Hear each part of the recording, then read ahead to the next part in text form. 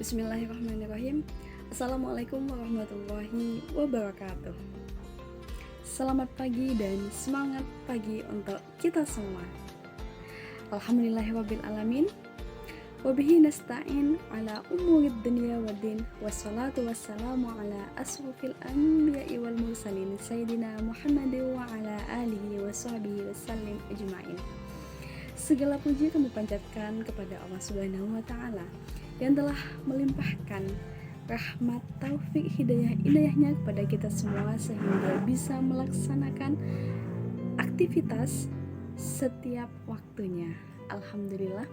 Dan tak lupa pula selawat serta salam tetap tercurah limpahkan kepada junjungan Nabi besar kita Nabi Muhammad Sallallahu Alaihi Wasallam yang telah membawa kita dari alam kebodohan menuju alam yang terang benderang penuh dengan ilmu pengetahuan seperti saat ini. Sebelumnya, perkenalkan nama saya Adila Inas Hanifah, bisa dipanggil Dila, dari program studi Tadris Ilmu Pengetahuan Sosial semester 5 di Institut Agama Islam Negeri Madura.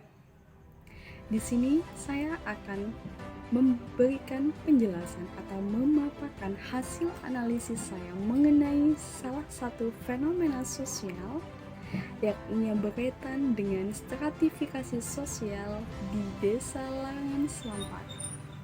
Hal ini bertujuan untuk memenuhi ujian akhir semester khususnya pada mata kuliah Geografi Sosial yang diampu oleh Ibu Sri Suharwati MPD. Jadi, setiap manusia yang berkumpul, baik itu terikat oleh suatu organisasi atau desa, dusun, tentu di situ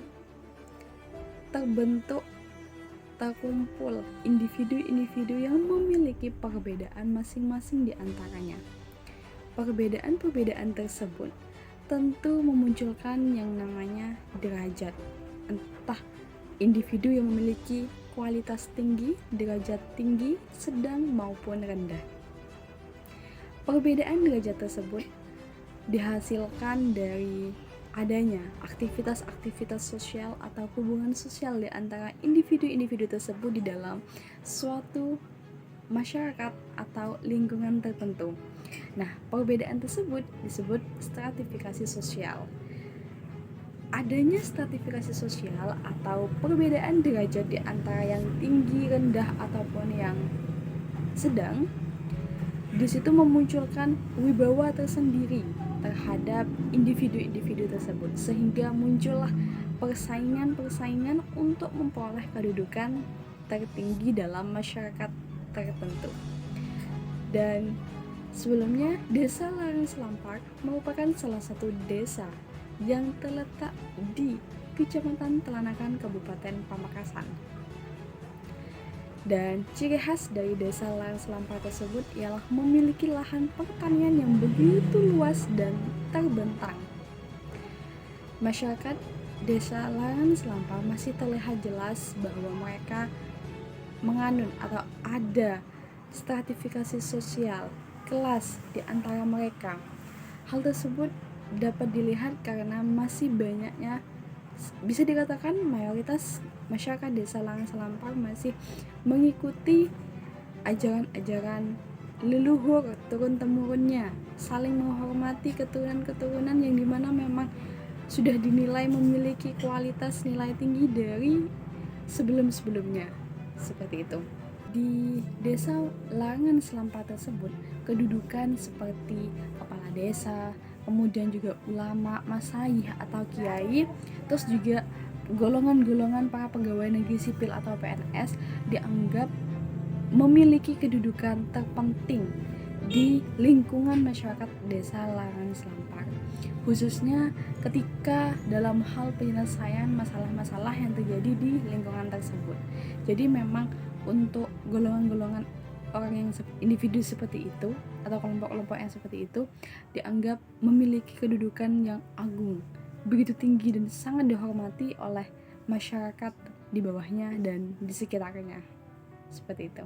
Fitri Sorokin menjelaskan bahwa lapisan sosial itu merupakan pembedaan penduduk atau masyarakat ke dalam kelas-kelas secara bertingkat atau hierarkis. Perwujudannya yaitu dengan adanya golongan kelas atas dan juga kelas bawah. Dasar dari lapisan-lapisan tersebut ialah adanya ketidakseimbangan antara hak dan kewajiban, kewajiban dan tanggung jawab, serta nilai sosial dan pengaruhnya terhadap anggota masyarakat lainnya. Sedangkan menurut Sukanto, gejala stratifikasi sosial merupakan pembedaan atau ketidaksamaan sosial pada masyarakat individu-individu tertentu karena adanya unsur sistematis atau perbedaan peranan dalam kedudukan-kedudukan tertentu. Kedudukan menurut Sukanto itu dibedakan menjadi dua jenis. Yang pertama, kedudukan yang diperoleh karena adanya kelahiran atau keturunan atau assign, ascribe, achieve. Dan yang kedua itu adalah kedudukan status. Kedudukan yang diperoleh ketika apabila individu tersebut telah melaksanakan hak, kewajiban, dan tanggung jawabnya terhadap peranan-peranan tertentu. Selanjutnya, stratifikasi sosial dalam masyarakat di Desa Larangan Selampar. Tadi di awal, di orientasi telah saya jelaskan bahwasanya kedudukan seperti kepala desa, masaih, ulama atau kiai, juga golongan para PNS itu memiliki kedudukan penting, memiliki peranan penting dalam masyarakat di Desa Larangan Selampar. Pertama, kedudukan kepala desa. Kepala desa itu memiliki kedudukan yang sangat dihargai serta menjadi panutan masyarakat secara umum. Karena masyarakat memiliki ketergantungan terhadap kepala desa, baik itu karena kebutuhan sosial ataupun kebutuhan politik, yaitu peranan seorang kepala desa dalam mendidik masyarakat dan juga menjaga nilai-nilai kekompakan atau solidaritas masyarakat di lingkungan tersebut. Hal ini dapat kita lihat, kita perhatikan ketika adanya suatu musyawarah, baik itu dalam menyelesaikan satu masalah atau melakukan suatu kepentingan tertentu. Ketika musyawarah itu berlangsung, kepala desa memiliki peranan yang sangat luar biasa dan sangat berpengaruh di dalam musyawarah tersebut. Dalam pengambilan keputusan pun, keputusan atau pendapat argumentasi dari kepala desa itu menjadi pegangan utama, atau dalam artian diutamakan seperti itu. Nah, hal tersebut sudah melembaga di dalam masyarakat tersebut, dalam artian sudah biasa, karena memang kepala desa dianggap penting dan kepala desa memang sangat berpengaruh dalam masyarakat tersebut. Jadi apa yang disampaikan dalam musyawarah tersebut ketika sudah memang dianggap baik, diterima dengan secara bersama, seperti itu. Selanjutnya yaitu kedudukan masaih, ulama, kiai di Desa Larangan Selampar juga merupakan kedudukan yang memiliki peranan penting. Bahkan untuk golongan tertentu menganggap ulama, kiai tersebut memiliki kedudukan lebih tinggi daripada kepala desa. Kenapa? Karena anggapan masyarakat seorang ulama, kiai itu memiliki kualitas ilmu agama yang luar biasa, nilai spiritualnya sangat luar biasa, bahkan juga dianggap memiliki kemampuan lebih dalam ilmu pengetahuan mistis, seperti itu. Sehingga dalam berbagai bentuk masalah apapun yang terjadi pada masyarakat individu tertentu, ketika mereka meminta pertolongan, bantuan kepada ulama, itu mampu untuk diselesaikan, seperti itu. Sehingga hal tersebut menumbuhkan rasa penghormatan yang sangat luar biasa terhadap golongan ulama tersebut. Selain penghormatan juga rasa sungkan ketika sekalipun ada perintah yang menurut individu tersebut seharusnya dibantah seperti itu, tetapi karena statusnya memilih, yaitu adalah seorang ulama, kiai, hal tersebut tidak terjadi. Dalam artian masyarakat sungkan untuk menentang perintahnya sekalipun itu berlawanan, seperti itu. Tetapi dalam konteks berlawanannya itu tidak dalam hal agama. Kemudian juga ada istilah lora.